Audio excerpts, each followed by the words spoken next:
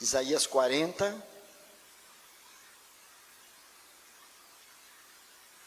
de 27 a 31, perdão, de 27 a 31.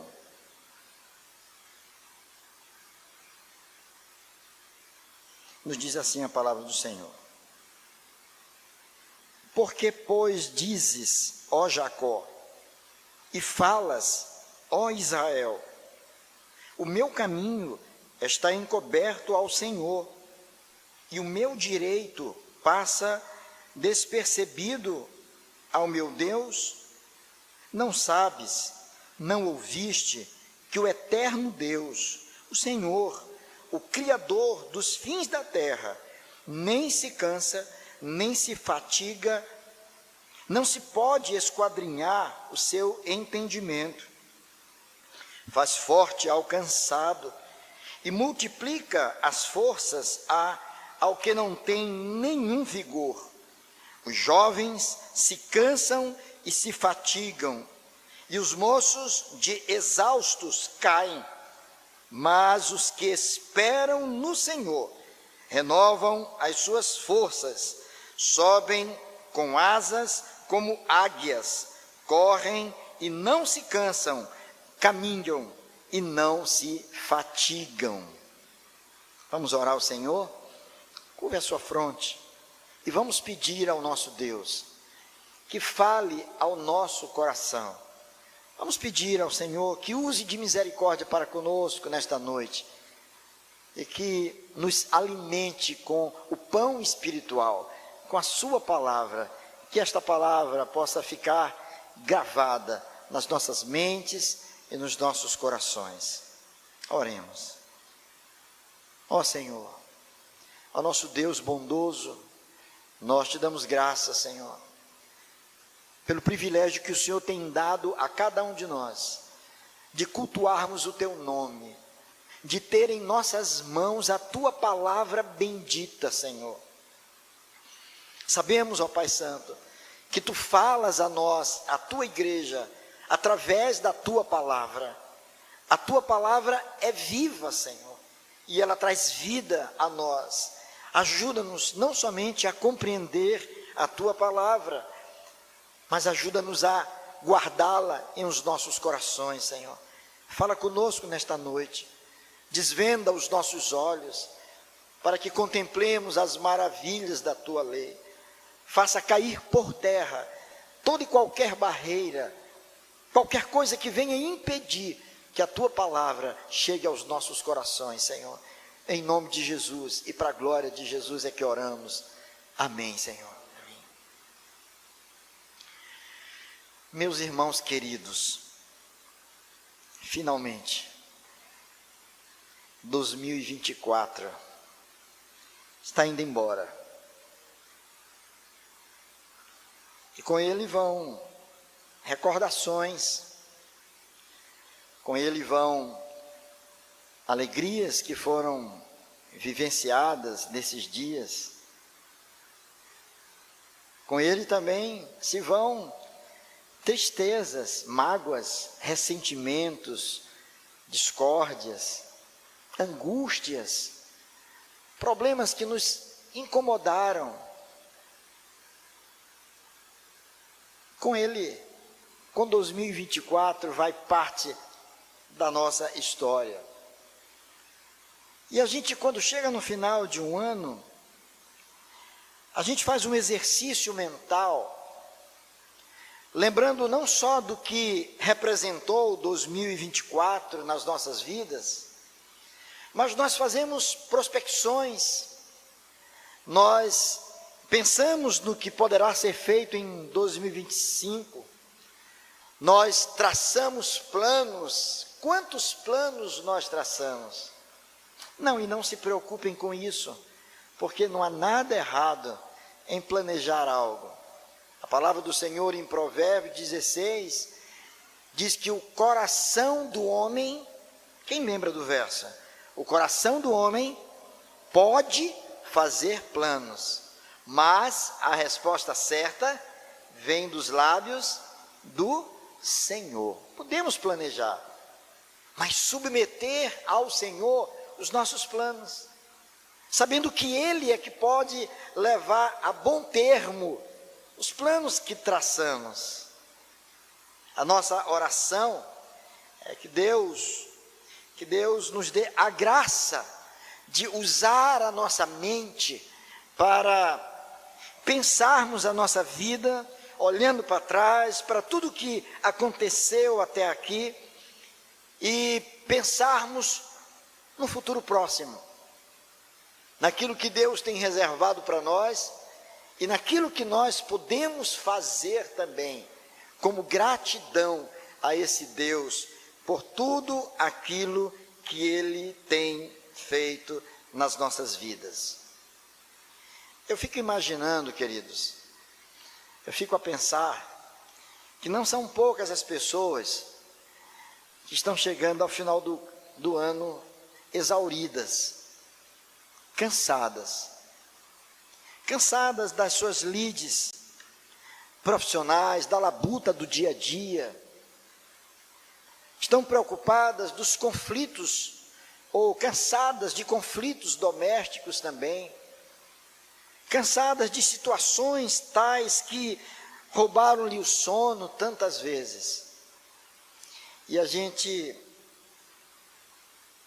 muitas vezes diz: Senhor, eu me sinto fraco, tão fraco que eu não consigo nem me planejar para o próximo ano. Eu não sei o que o Senhor quer, eu não sei o que o Senhor tem para mim, mas uma coisa eu sei, que o Senhor me ama com amor eterno, e como eu disse pela manhã, Tu jamais vai me abandonar. A minha caminhada, o Senhor estará ao meu lado. Esse texto que nós lemos aqui no livro do profeta Isaías, é um dos livros do Antigo Testamento mais bonitos. E alguém já chegou a afirmar, um escritor chegou a afirmar que este livro de Isaías, ele pode ser considerado como a Bíblia em miniatura. Olha só, ele diz que o livro do profeta Isaías é uma espécie da Bíblia em miniatura. Porque o livro do profeta Isaías, ele é composto de 66 capítulos. E exatamente o número de livros que nós temos nas Escrituras, sendo 39 no Antigo Testamento e 27 no Novo Testamento. E por incrível que pareça também, o livro do profeta Isaías, didaticamente falando, pode também ser dividido em dois grandes blocos. O primeiro deles, que vai do capítulo 1 até o capítulo de número 39. E esses 39 capítulos tratam do julgamento de Deus aos pecados humanos.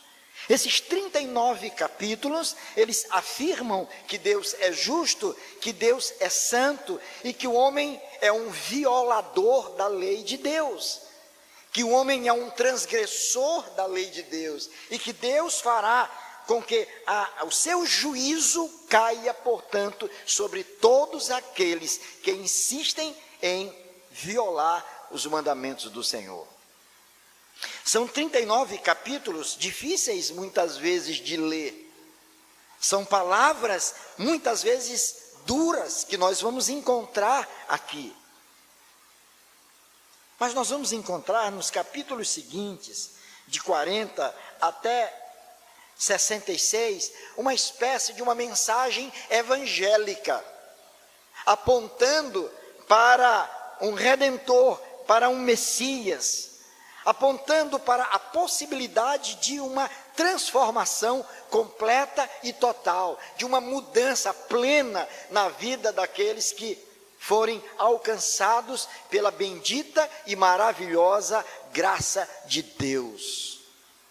Então é um livro que pode, nos primeiros 39 capítulos, nos preocupar, nos assustar, porque denuncia os nossos próprios pecados e revela a própria condição, a nossa condição humana. Mas, continuando na leitura, chegamos no capítulo, a partir do capítulo 40, nós vamos ver então a esperança, o sol raiando, e Deus mostrando o seu grande amor para com o povo de Israel, para com o povo de Judá, para com o povo da aliança, mostrando até mesmo a plena e total disposição de Deus em anular todos os pecados, perdoar os pecados, restaurar aquele povo, transformar aquelas vidas e fazer daqueles vis pecadores verdadeiros adoradores do Deus Altíssimo.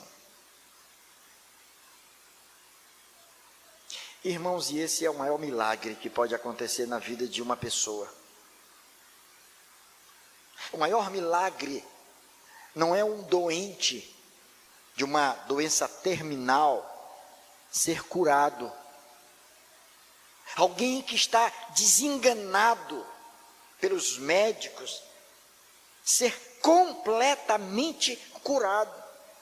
O maior milagre não é um cego de nascença vir a enxergar.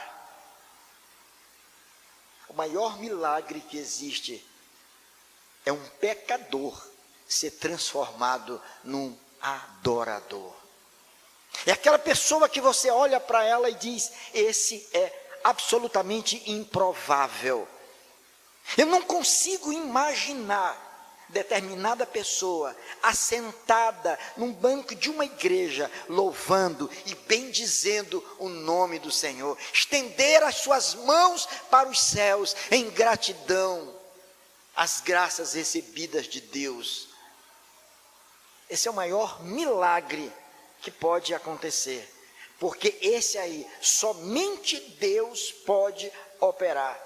É a mudança na disposição interna do coração do homem. Somente Deus pode mexer no coração do homem, de tal maneira que os seus olhos sejam abertos, e ele passe a perceber a vida, não a partir de um coração que o engana, mas a partir das lentes das Escrituras. Ele passa a enxergar uma nova realidade e ver a vida de uma outra forma e viver de uma outra maneira, infinitamente melhor. O profeta Isaías diz às Escrituras que ele era filho de Amós. Então ele tinha um pai, naturalmente. Ele tinha uma família. Isso significa dizer que ele era semelhante a mim e a você. Ele era um homem. E como tal, ele tinha sonhos, ele tinha preocupações, ele tinha seus temores, ele tinha virtudes também. Mas ele era um mortal, assim como eu e você. Mas o interessante é que aquele homem, ele, apesar de tudo isso, era um homem que amava profundamente ao Senhor. Ele foi profeta e exerceu o seu ministério profeta em Jerusalém. No período da história marcado pela regência, pelo governo de Uzias, Jotão, Acás e Ezequias, 4 reis que reinaram em Judá. Isaías atravessou esses 4 reinados, sendo um instrumento nas mãos de Deus, declarando ao povo aquilo que era a vontade de Deus. Isaías, ele era casado, ele tinha uma esposa, e ele tinha 2 filhos, Ele foi contemporâneo de 2 outros profetas. Ele foi contemporâneo do profeta Oséias, e ele foi contemporâneo do profeta Miqueias. Isso significa dizer que ele não estava sozinho no exercício profético. Ele não trabalhava sozinho. Ele não era uma única voz a propagar as verdades eternas. Havia com ele 2 outros homens também, que da mesma forma que ele, eram instrumentos nas mãos de Deus, que falavam em nome do Senhor. E Deus tem levantado dia após dia homens que, cheios do Espírito Santo, abrem a boca para propagar as verdades do Evangelho. E Deus faz isso porque o alvo de Deus, o propósito de Deus é continuar transformando vidas, restaurando vidas, abençoando famílias e, por que não dizer, abençoando as próprias nações. Porque feliz é a nação cujo Deus é o Senhor. Nós estamos no capítulo 40 do livro do profeta Isaías. E o capítulo 40 do livro do profeta Isaías pode também ser dividido. E nós podemos dividi-lo em 3 partes. E fiquem atentos a isso. 3 partes. A primeira delas apresenta o Senhor. Em todas elas falam sobre o Senhor. Nos versos de 1 a 11, você pode olhar, esses versos apresentam o Senhor que consola. O Senhor como o Consolador, versos de 1 a 11. Nos versos de 12 a 26, esses versos falam acerca do Senhor como sendo um ser absolutamente incomparável. Incomparável porque Ele é o Senhor da criação, isto é, aquele que trouxe à existência todas as coisas que existem, as visíveis e as invisíveis, todas elas foram criadas por esse Deus. Então, aqui, o Senhor é apresentado como um ser absolutamente incomparável. Mas também, nessa porção, o Senhor é apresentado como aquele que está sobre a criação.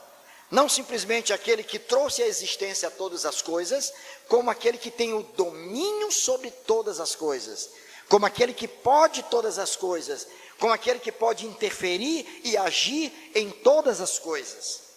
A última porção vai dos versos 27 a 31, e esses versos apresentam para nós um Senhor digno de total e inteira confiança. Então vejam bem, de 1 a 11, nós encontramos um Senhor que consola, que traz conforto e consolo aos corações. Nos versos de 12 a 26, nós vamos encontrar um Senhor que é absolutamente incomparável. Absolutamente incomparável. E nos versos 27 a 31, nós vamos encontrar também aí um Senhor que é digno de total e plena confiança. Isso para que haja alento, para que haja paz nos nossos corações. Qual era o contexto aqui? O que estava acontecendo? Todo profeta é o instrumento de Deus na sua geração. Deus estava falando através de Isaías ao povo da aliança. O povo da aliança é aquele povo que foi alcançado pela graça de Deus. Um povo que era temente a Deus. Mas, a despeito de tudo isso, um povo que se rebelou muitas vezes contra o Senhor. E você me perguntaria então, como é que pode, ou quais são as características de um homem que se rebela contra o Senhor? A primeira coisa, ele passa a desobedecer a palavra de Deus. Ele passa a não mais se submeter à palavra do Senhor. Ele despreza completamente as Escrituras. Por mais que você se aproxime dele e diga para ele, olha, o que você está fazendo está errado, porque a Bíblia está dizendo que está errado. E ele não vai se importar com isso, porque ele não pauta mais a sua conduta por aquilo que está nas Escrituras. A sua ética, ela é regida por outro princípio, não mais o princípio divino, não mais a palavra do Senhor. Uma pessoa que se rebela contra o Senhor, ela despreza tudo aquilo que Deus quer fazer na sua vida. Ela já não tem tempo para ouvir a voz de Deus. Ela não se deleita mais na palavra do Senhor.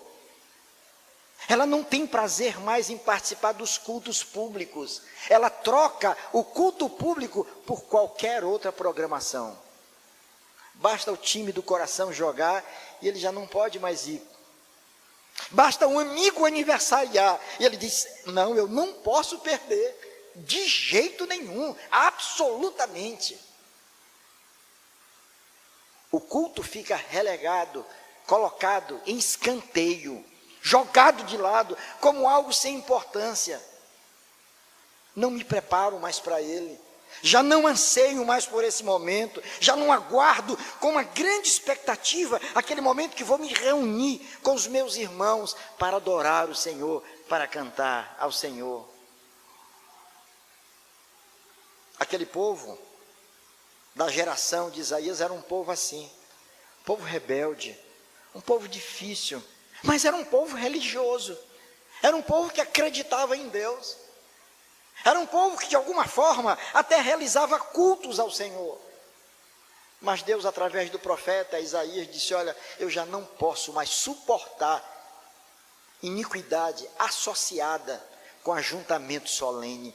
Eu não aguento mais, eu não tolero mais, estou a ponto de vomitar da minha boca tudo isso, não posso suportar. Porque o próprio culto divino estava adulterado, haviam elementos no culto que já não eram mais da vontade de Deus. As coisas eram feitas de qualquer jeito, e tudo isso revela o descaso e a rebeldia de um homem contra o seu Senhor, contra aquele que o alcançou com a sua graça. E Deus levanta, portanto, o profeta para falar, para dizer que o juízo de Deus viria, que a nação seria atingida duramente pela ira divina. Senaqueribe, o rei da Assíria, era um rei temido e que estava dominando muitos povos. E o povo de Israel haveria de ser vitimado também, alcançado também, ferido também por povos pagãos, como consequência da sua desobediência. Porque na vida é assim, é um princípio do qual ninguém pode fugir. E preste atenção no que eu vou te dizer. Preste atenção. Meu querido, você e eu, todos nós temos liberdade para fazer o que quiser da nossa vida. Você tem liberdade para fazer o que quiser da sua vida. Vir para a igreja, não vir para a igreja, usar uma roupa, não usar essa roupa, fazer o que quiser. Você tem liberdade para isso. Agora, você será eternamente escravo das consequências das escolhas que você fizer na sua vida. Você será escravo das consequências. Por isso temos que tomar cuidado com as nossas vidas, com os caminhos que nós estamos tomando, para que não venhamos a sofrer as consequências das nossas próprias escolhas equivocadas, erradas. Isaías estava falando para esse povo, irmãos, um povo difícil, um povo que foi tão amado por Deus, irmãos, um povo que foi arrancado da escravidão do Egito, um povo que testemunhou algo maravilhoso acontecendo, um mar vermelho se abrindo, o povo passando a pé enxuto, depois um exército inteiro egípcio se acabando no mar, o mar fechando sobre eles. Mais na frente, eles viram o rio Jordão se abrindo também com Josué. Eles viram água saindo da rocha. Eles viram maná caindo dos céus para alimentá-los. 40 anos caminhando no deserto, sem que as suas sandálias se estragassem. Um Deus manifestando o seu amor para com aquele povo, e ainda assim, um povo teimoso, um povo insistindo na prática daquilo que desagradava a Deus, e muitas vezes zombando do Senhor. Mas Deus nunca negociou o seu amor. O amor de Deus para com o seu povo é algo maravilhoso, a despeito de tudo que eles estavam fazendo. Deus ainda estava dando oportunidades para que eles pudessem rever tudo isso. Isso é extraordinariamente belo, irmãos. Fala do caráter desse Deus. Fala desse Deus maravilhoso que nós amamos e servimos. E aqui estava o profeta Isaías, exatamente nesse contexto, falando àquela nação. E ele estava falando no momento aqui, em que o povo estava sofrendo. E em meio a todo aquele sofrimento, eles estavam clamando ao Senhor. E eles pediam o favor de Deus. E eles estavam nutrindo no coração uma impressão, um entendimento de que Deus não os estava ouvindo. Por isso no verso 27 está escrito lá, você pode olhar na sua Bíblia. Por que, pois, dizes, ó Jacó, e falas, ó Israel, o meu caminho está encoberto ao Senhor, e o meu direito passa desapercebido ao meu Deus. O que está sendo dito aqui? Meu irmão, preste bem atenção nisso. O que aquele povo de Deus estava dizendo é o seguinte: será que Deus não está vendo o que está acontecendo comigo? Será que Deus não está vendo o meu sofrimento? Será que Deus não está vendo o que está acontecendo com a minha família, na minha casa? Será que Deus não está vendo o que está acontecendo com os meus filhos? E as noites que eu não consigo dormir, sem saber por onde eles andam? A impressão que eles tinham, o entendimento que eles tinham, é que Deus não estava fazendo pouco caso ao sofrimento deles. Por isso ele diz, o meu caminho está encoberto ao Senhor. Ele já não olha mais para mim. O meu direito passa desapercebido. Povos pagãos estão invadindo a nossa terra, estão tomando os nossos bens, levando os nossos filhos como escravos, e o meu direito, cadê o Deus de toda justiça? Por que Ele não olha para nós? O que aconteceu?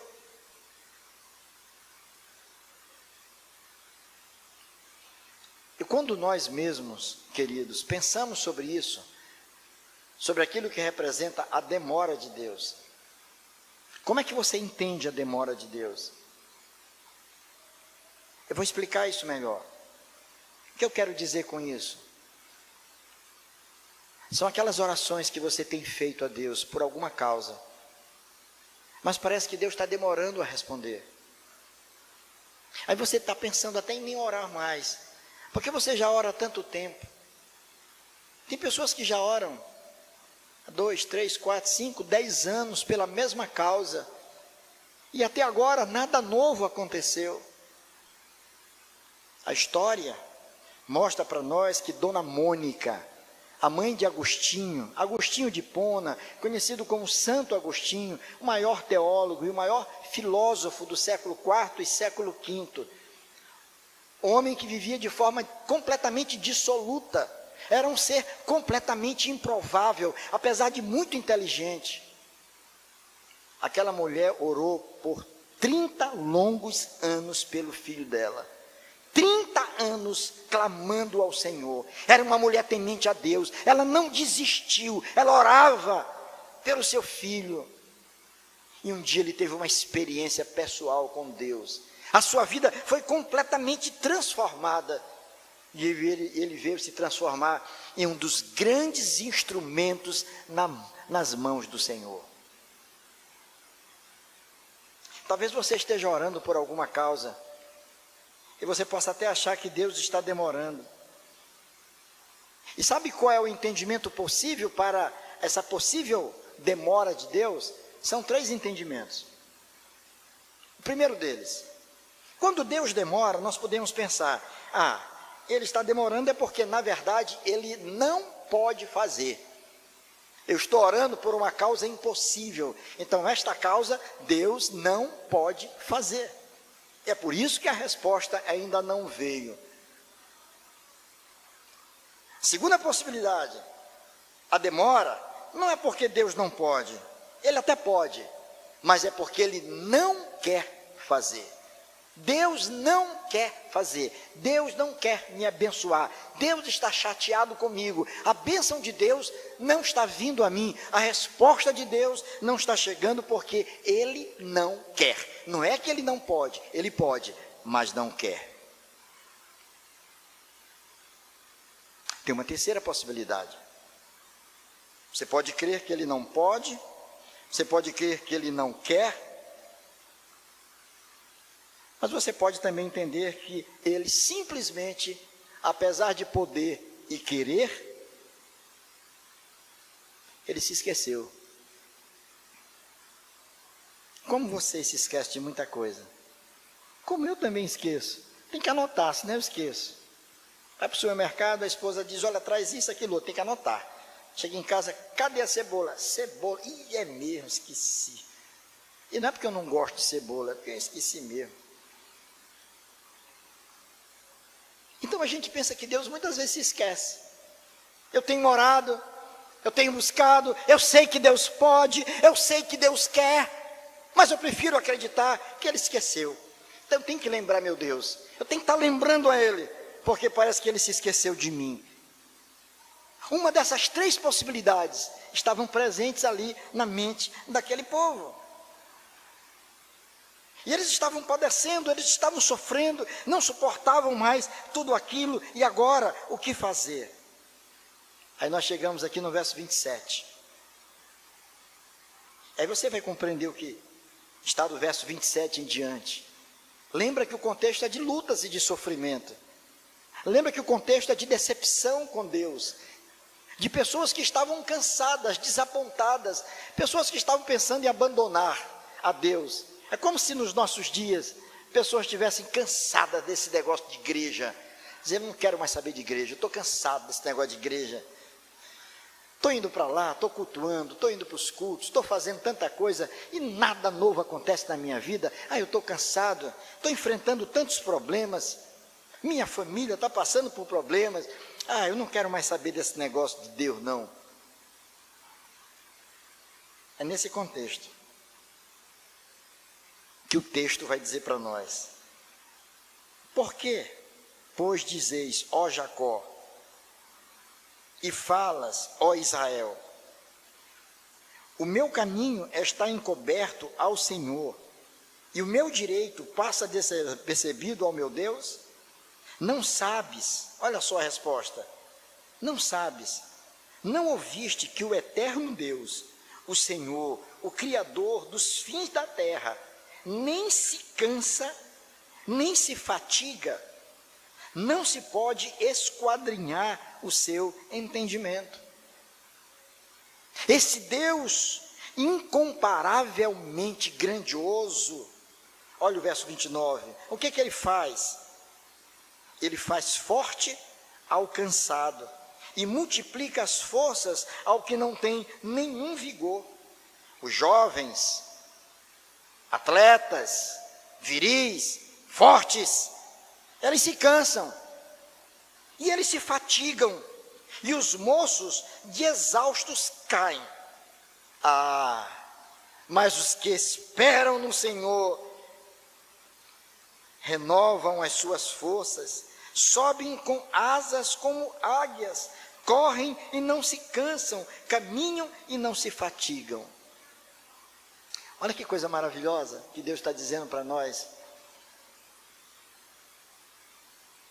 Você chegou ao final de um ano cansado. Você tem pendências com Deus. Você tem demandas que não foram ainda devidamente tratadas por Deus. Você já perdeu as esperanças de que esse quadro pode mudar? Você acha que Deus se esqueceu de você, está indignado com você, e por isso a bênção não veio, e por conta disso você está enfraquecendo, fraquejando, você já não está mais com o mesmo vigor que tinha alguns anos atrás? O texto está dizendo para nós que esse quadro pode mudar. Esse quadro pode mudar, meu irmão. Esse quadro pode mudar, minha irmã, porque Deus, esse Deus que é incomparavelmente maravilhoso, esse Deus que pode renovar as nossas forças. devolver o nosso ânimo. É um Deus que pode nos colocar de pé, mostrando para nós que o jogo ainda não terminou, em que ainda tem muita coisa para ser feita.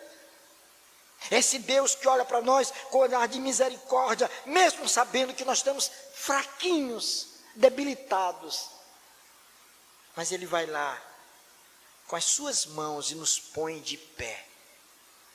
E nos ajuda na nossa caminhada. Irmãos, eu estou trazendo essa palavra para vocês. E eu vou dizer para vocês, porque o desejo do meu coração, e preste atenção nisso, é que Deus renove as tuas forças. Eu oro para que Deus possa te colocar de pé. Eu oro para que Deus renove o teu ânimo, o teu entusiasmo. Que Deus abra os teus olhos e que você perceba a beleza da vida. Que você olhe para a tua família e ame a tua família. Para que você acredite que as coisas, se não estiverem boas, elas podem mudar pelo poder de Deus. Que Deus pode devolver a você a esperança, aquela que te trouxe até aqui. Deus pode fazer isso. Porque Ele faz forte ao cansado. E Ele multiplica as forças ao que não tem mais nenhum vigor. Se você entrou aqui assim, cansado, desacreditado, quem sabe abatido, eu quero te dizer que Deus pode fazer você ser alcançado com a sua bendita graça, de tal maneira que as suas forças sejam refeitas. Deus restaura as forças dos seus amados. Você é um amado do Senhor. Você é amada do Senhor. Você é alvo do amor de Deus. Você é alvo do cuidado pastoral e paternal de Deus. O que é que nós precisamos fazer então? Porque aqui é uma condição. Observe o texto. Ele diz que esse Deus, Ele pode fazer isso. Ele faz forte ao cansado e multiplica as forças ao que não tem nenhum vigor. Os jovens se cansam e se fatigam, e os moços de exaustos caem. Agora, olha o verso 31 lá. Mas, o quê? Os que esperam no Senhor. Olha o detalhe aí. Olha para esse texto com carinho. Grife na tua Bíblia depois dessa palavra, os que esperam.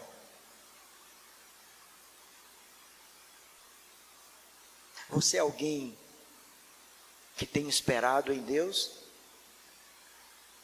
Ou você é alguém que tem tentado resolver as coisas de qualquer jeito, ao teu jeito?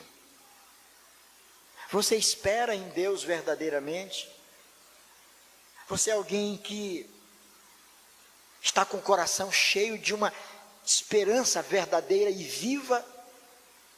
Porque essa bênção, ela vem para aqueles que de fato esperam, não é para qualquer pessoa. Os moços, eles caem.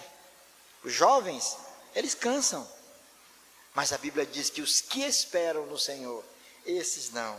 Eles têm as suas forças renovadas. Então, diante disso, o que é que nós precisamos? Presta atenção. Nós devemos procurar melhor conhecer a Deus, a quem nós adoramos. A primeira coisa, como último sermão de 2024, se dedique a conhecer melhor esse Deus a quem você tem cultuado. É como diz o profeta Oséias no seu livro: conheçamos e prossigamos em conhecer ao Senhor. É o profeta que denuncia também o povo de Israel, dizendo: o boi conhece o seu possuidor, mas o meu povo não me conhece mais. O animal, o cãozinho, conhece a voz do seu dono. Quando se aproxima, quando fala, ele faz festa, porque ele sabe que ali chegou quem cuida dele. Mas, lamentavelmente, o povo do Senhor, muitas vezes, já não consegue mais identificar a voz do seu Redentor, a voz do seu Senhor. Já não conhece mais a Deus, já não sabe mais quem Ele é, não sabe mais qual é a sua vontade. A primeira coisa que nós precisamos fazer para ter as nossas forças renovadas é procurar melhor conhecer o Deus a quem adoramos. Que esse ano de 2025 seja marcado por isso. Eu oro para que Deus aumente o teu apetite pela palavra de Deus. Que você não somente leia a palavra, mas que você medite na palavra. Que você se debruce sobre a palavra de Deus. Que você se deleite na palavra do Senhor. Que você a receba como sendo a palavra viva do Deus vivo. De uma palavra que pode trazer um novo ânimo, que pode mudar completamente a tua vida. Não perca a oportunidade de estar no culto, e no culto estar com os ouvidos abertos para ouvir a mensagem do Evangelho de Cristo Jesus, porque é através disso que nós passamos a melhor conhecer o nosso Deus. Erramos muitas vezes, porque não conhecemos a Deus como devemos. Então é a primeira coisa que precisamos fazer.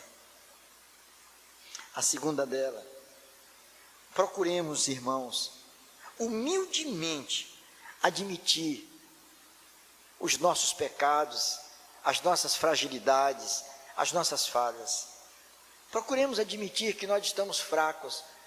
Não queira se passar por forte, não tenha medo de dizer, eu preciso de ajuda. Admita que você está andando com um tanque vazio. Esse, por sinal, foi um livro que eu li há algum tempo atrás. O título do livro, Andando de Tanque Vazio. Um livro que falou muito ao meu coração. Porque no exercício do ministério pastoral, eu já me encontrei muitas vezes andando com o tanque na reserva. Com o coração apertado.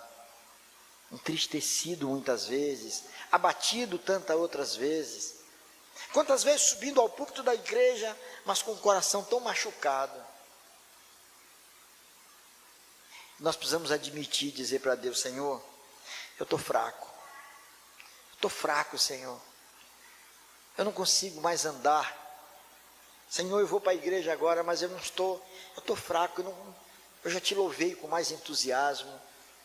Os meus olhos já brilharam muito mais. Mas hoje, Senhor, eu já não estou mais assim. Humildemente, admita que você precisa de ajuda. E busque essa ajuda no Senhor. Busque essa ajuda em Deus. E ore ao Senhor, humildemente dizendo aqui, está, Senhor, um homem abatido, um homem fraco. Eu preciso de ajuda, Senhor. Eu preciso da tua ajuda. Me socorre, Senhor. Me socorre, porque eu estou a ponto de tombar. Não aguento dar mais nenhum passo, a menos que o Senhor me ajude. Ele faz forte ao cansado. Ele devolve o ânimo àquele que já não está sem entusiasmo algum. Mas para que isso aconteça, nós precisamos abandonar a nossa vaidade, o nosso orgulho, de achar que nós temos o conhecimento necessário e que estamos preparados para os embates da vida. Não estamos não, irmãos. Estamos muitas vezes muito debilitados. Que possamos olhar para o Senhor como a fonte que vai restaurar o nosso vigor e que vai devolver a nossa alegria. Precisamos de humildade para isso. Então, em primeiro lugar, devemos procurar melhor conhecer esse Deus maravilhoso que trouxe à existência todas as coisas e que pode todas as coisas, conforme está descrito no texto. Em segundo lugar, devemos procurar humildemente admitir as nossas próprias fragilidades, admitir, eu estou fraco, preciso de ajuda. Em terceiro lugar, procuremos mais intensamente confiar no Senhor. Confie no que está na palavra. Se a palavra está dizendo que Deus opera maravilhas, se as Escrituras estão afirmando para nós que Deus renova as forças daqueles que esperam nele. Então espere confiantemente, para que você possa dizer, como disse o salmista no Salmo 40, esperei confiantemente no Senhor, e ele se inclinou para mim, e me ouviu quando clamei por socorro. Tirou-me de um poço de perdição, de um tremedal de lamas, e colocou os meus pés sobre a rocha. Renovou em mim o meu ânimo, o entusiasmo, pôs nos meus lábios um hino de louvor ao nosso Deus. Muitos verão estas coisas, confiarão e glorificarão ao Senhor. Que nós possamos, irmãos, que nós procuremos mais intensamente confiar nesse Senhor.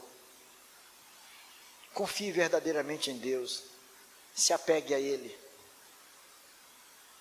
Peça ao Senhor, em oração, meu Deus, que 2025 não simplesmente eu seja abençoado, mas que em 2025 eu seja uma grande bênção, que eu seja a bênção do Senhor.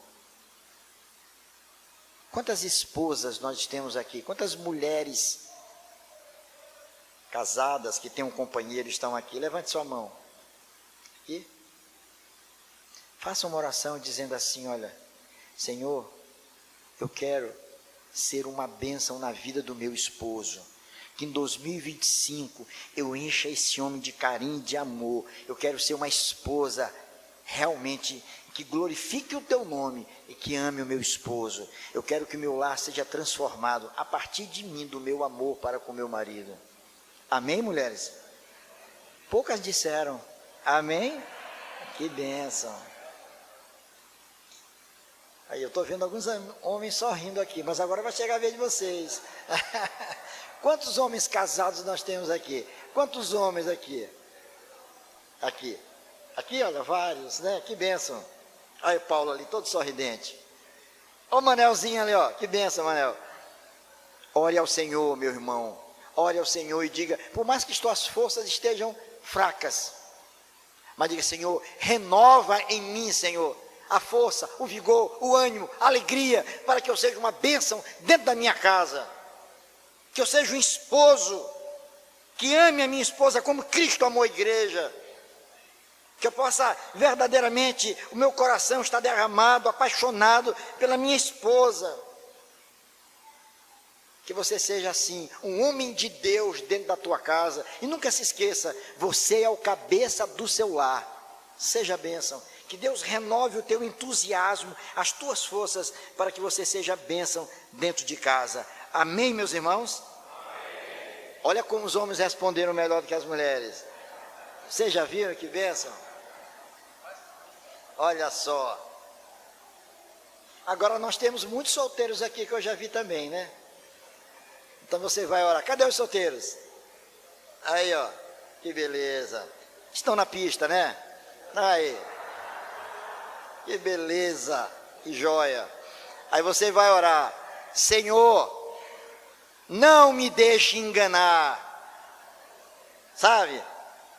Me dê sabedoria e graça, para que eu seja bênção, Senhor, sempre. Que a tua bênção esteja sobre mim. E não permita que qualquer um se aproxime, mas que um abençoado também possa chegar, ou que uma abençoada possa chegar. Não é? Que Deus te dê graça para que você seja bênção na vida dos teus pais. Aos filhos que estão aqui, olha, sejam obedientes. Que Deus renove em você, meu querido, você que é criança, que é bênção, que Deus renove no teu coração esse desejo de ser mais obediente. Eu estou falando aqui, estou vendo minha neta ali, ó, Júlia, me olha aí, Júlia, está até de óculos, né? Que Deus renove no teu coração esse desejo de ser mais obediente. O Levi também, e o Joãozinho também que está ali, ó, disfarçado. Joãozinho é artista, como diz aí o reverendo Emílio, né? Mas que os nossos filhos sejam obedientes, que os nossos lares sejam favorecidos com a graça de Deus, irmãos. Que a gente possa ter famílias mais ajustadas, que Deus nos dê essa força, renove o nosso ânimo. Por que eu digo isso? Porque nós estamos chegando ao final do ano.